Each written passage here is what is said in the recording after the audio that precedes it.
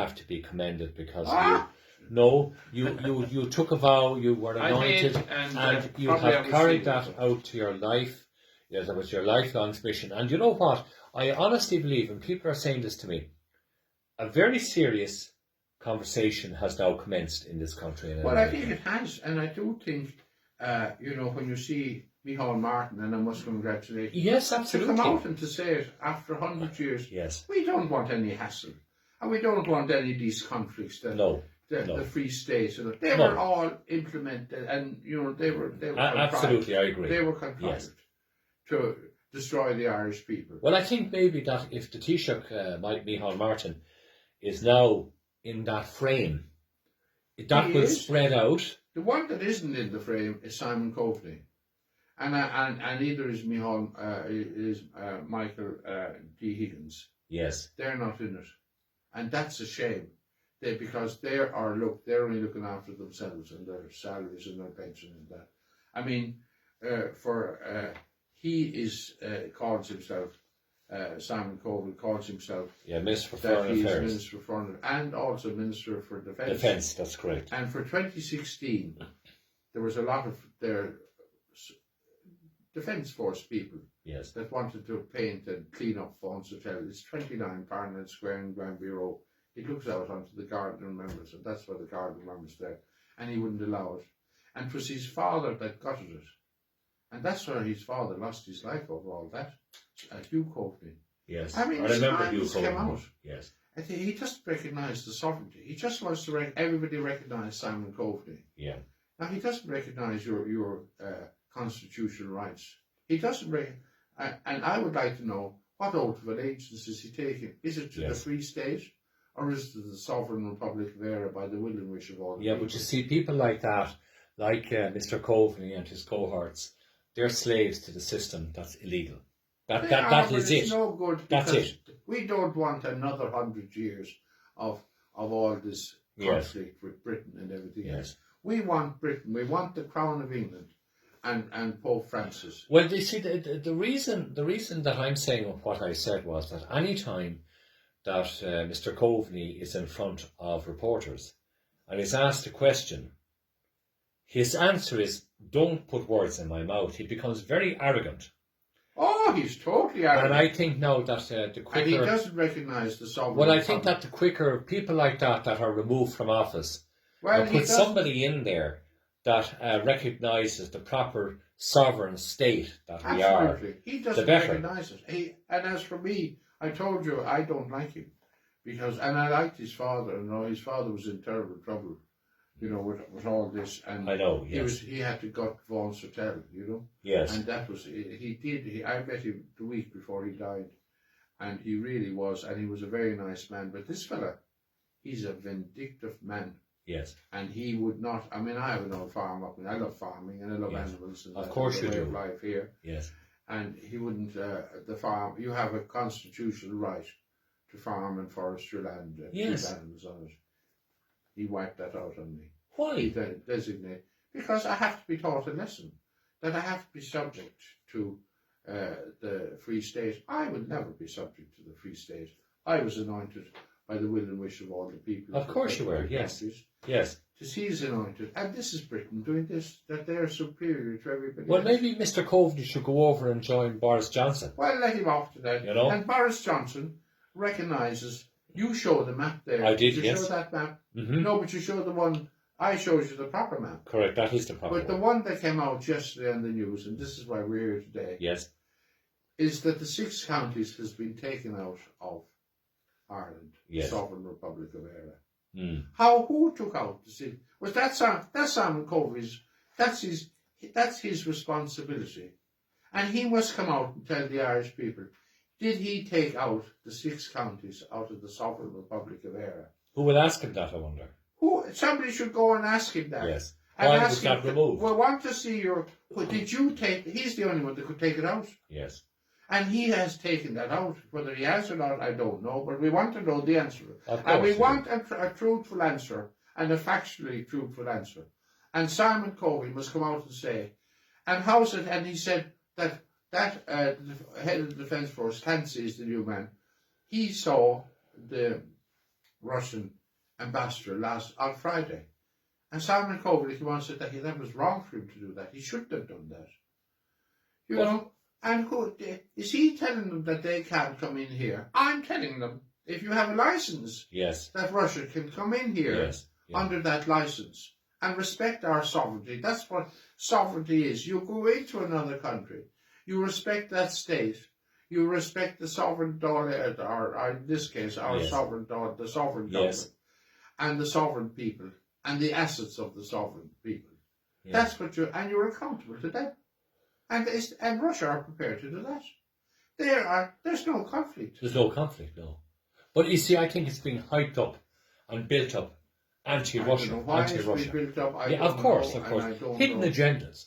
And look, in Europe and America. We have the same regard for America. And of course we do. Our own Irish built it. And we have the same regard in Europe and that. But Europe is extraordinary. That the GAA were allowed to take the sovereign seal of Dáil Éireann, what we're talking about. Correct. Off the medal.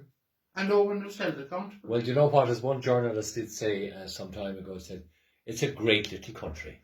Well, it is a great country. And no, but I'm being sarcastic. I know you are. Because I'll tell you why. It was an old Kerryman that told me, down in Dingle years ago, and I sat talking with him, and he made more sense than some of the government ministers, let me tell you. And he was a retired old fisherman, and he was saying, the state of things in this country now, John, are gone to hell. Well, they are. And you know, he says, I grew up when we were proud of the harp on our flag, and now it's replaced by the fiddle. Sure. And it wasn't the fiddle instrument he was talking about. I never forgot that. It was everyone was on the fiddle. You know? But John, you're absolutely right. But who is responsible for taking the 6 counties out of Ireland? When we have seen every year that is our territory. Yes. And Boris Johnson, he recognises that. The European Union recognises that. That's the border. But I want to say this to you, Billy. I put up a post there because I love music and I love animals and wildlife, as you know. And I put up a piece there of music, the original Áran Levine, which I love and respect. But I put up, mistakenly, a picture of Ireland with the 6 counties gone. And I didn't realise I did it until I was lambasted by very good Irish people and saying, shame on you, John. Shame on you, John, I'll say it. I know, but I know, but I stand corrected, and it's correct. Why aren't the Irish people told? Who was it Simon Coveney that took out the 6 counties and gave it to somebody or other? Because I read it there for you. The sovereignty is inalienable. Yes. Didn't I read that section to you there? You did. The sovereignty is inalienable. It is therefore not within the competence of any generation of people to surrender that sovereignty which each generation holds for the nation. The question of surrender of national independence may not be submitted to an electorate. Isn't that what we talked about the last time with Michael Collins? And it was De Valera that sold him out to Winston Churchill, Lloyd George, and Birkenhead and all those. They hatched up a plan how they were going to get the treaty through. And that's how they did it. And Collins was the scapegoat. And he told De Valera that he was beyond him. He wasn't able to do it. No, he wasn't a negotiator. No. And he did not want to go. And he was made the scapegoat. But you see, the cunningness and the sneakiness, if I can use that word, incorrectly or correctly, of Eamon De Valera at the time, that he wanted, you're right, he used Michael Collins as a scapegoat, so that he would get the rap, not Eamon De Valera. Now, maybe I'm wrong. You're not wrong. And when De Valera, there was a row, should we talk about the we did, yes. Yeah. When he went to America, it was the IRB and it was the Fenian Brothers, the sister organisation, that organised all that in America. Woodrow Wilson nearly had a heart attack over 50,000 people appearing. You know, every place he went, the trains, every place. But that was the Fenian Brotherhood in America. Yes, very strong. There was a Collins, and he felt that he wasn't getting the attention at home. And there was a row between them. Of course. And he sold them out. But you must also remember that De Valera was to be executed in 1916. Right there, yes. And how did he get out of it? Because he was supposed to be an American citizen. Yes. And we told you his mother was sent, Kay Call was sent to America to have De Valera as a child. But he was born on board ship. And he wasn't an American citizen because he was an Irish citizen. If you were born, you have to be born in the territory. I see what you mean. And he wasn't. And that was held over De Valera. If he didn't do it, that he would be executed as he was in 1916. So they were both held. You see. Brick had played the old card of telling De Valera, you will be executed because you weren't born in America. You're not an Irish citizen. And they were telling Michael Collins, if you have an illegitimate child, and that can be made known in Ireland. Yes. And that, can you imagine in 1922? Oh, wow. Oh, my God. Here, the whole thing was gone. Yes. And if you don't accept our treaty, yes, that's it. So that was the card they played on both Michael Collins and Damon De Valera. So they had them under their thumb. They had the two of them under their thumb. De Valera thought he was doing great, and Collins thought he was doing great, until they brought the whole... And that's all in the Vaughan's Hotel papers that I gave to the University of Limerick. And why can't you read that from the... You know, just how O'Donnell hit that. That's not right. No. You know, but you see, that's what I would term as escapism. It's putting the head under the sand. Look, leave that go. It'll bury itself in history. But it hasn't. But always got the wheel is always coming up now. The wheel is nearly here and well. The wheel is always turning. But that's what's so important. Yes. And look, subject to the fundamental principles, it hereby declared that all authority in Ireland, legislative, executive, and judicial, and all powers of government are derived solely under God, because sovereignty comes from God. Corporations and proclamations, everything are all man-made, and that's the difference. So from the people of Ireland, these powers are inherited in the people alone by virtue of their sovereignty. Yes. They must be exercised in accordance with the principles of liberty, equality, and justice for all. Any legislation not in accordance with these principles is hereby declared to be null and void. Illegal. It's not legal. Illegal. And the people are accepting that fraud. Yes. And they shouldn't be accepting. And neither should Europe. Europe should ask about, we went to take out the euro coin now again. No, that's okay. That's fine. And show that euro coin, that's not legal, valid or bona fides until Dáil Éireann ratifies the European Union. We have been recipients of a cover-up, fraud. And we don't want that for another 100 years. We don't. And the new generation of Irish people will not stand for it either. And I thank God for that. Yes. But there's one thing that I must show you here. This is our proclamation. This is that's every place. That was read in 1960. Yes. Right? But what's very important, the fundamental rights against the Irish Republic as a sovereign independent state. We hereby proclaim the Irish Republic as a sovereign independent state. Yes. And that's what's very important. And we pledge lives that comes down to the freedom of Ireland. But that's, it mentions, so you can go back, 1155, you can go back to all this, to the 1918-32, that's what they did. And that's what they are there. Look, having organised and trained her manhood through her secret revolutionary organisation, the Irish Republican Brotherhood. It's there in black and white. It's there. And through her open military organisation, the Irish Volunteers and the Irish Citizens' Army.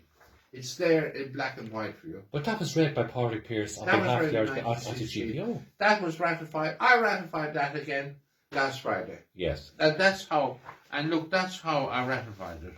And that's it. Correct. Once that entitles you, your passport is legal, valid and bona fides to enter another country. All licenses, but they have to have that in it. Okay. The sovereign seal of Dáil Éireann on it. Well, what we're going to do is we're going to wait and see. This is a fantastic subject matter, again, because it's relating going back the decades and the centuries as well, right up to the 21st century, and now a new pending, we call it. John. No, but a new pending conflict that could take place. Yes. But I don't think it will. I don't think the Russians will invade. I think this is hyped up by Europe and America for their own selfish reasons. I think it's all this. And you know what a person said to me this morning as well? COVID, they can't talk about anymore. No. So now they're trying to frighten us with a world war. Yeah. You see, there's certain powers at work that are not sincere for the good of the world, planet, for themselves. And that's where it is. Billy, we're going to leave it at that. It's great to talk to you. Did I want to say again? And, you know, I think you should go to America, Billy. I shouldn't. I think... Just look at that. Just show that as well, because that's what I will, of course, yes. And you see the little bit up there. I'll just read that little pic for you. It's only very, very little. Yes, this is the Declaration of Independence of the first All-Ireland Dáil Éireann, January the 21st, 1919. There you are. And there it is, folks. There it is. The address to the Free Nations. And a message to the Free Nations of... That was Woodrow Wilson. He nearly had a heart attack over with Devil and all the people. There's one little bit there that might be of interest to you. Okay. And whereas for 700 years, the Irish people have never ceased to repudiate and has repeatedly protested in arms against foreign usurpation. And whereas English rule in this country is and always has been based upon force and fraud and maintained by military occupation against the declared will of the people. Isn't that very relevant? Yes, damn right. It's and this is written, this is the 21st of January 1919. We'll be talking again in the very near future, Billy, about all of this. We'll see how the matters unfold, and our great Irishmen, the fishermen, heading out 100 miles off the southwest coast. I can give them a license too if they want it. Yeah, well, and they can go out and they can fish, and they can negotiate with the Russians and they say, look, we want to fish here, and would you ever move your boats over there? Yes. And that's the way it's negotiation. You start the conflict. Negotiation. We're doing not this media hype. We have the instrument there to sort the conflict that's here at the moment. It's all there.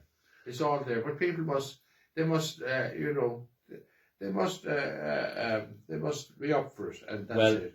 We're going to get there with the new generation. Let me tell you, I have great faith in them. From all of us here in Cap and County Limerick, Gormila Market, August Slán.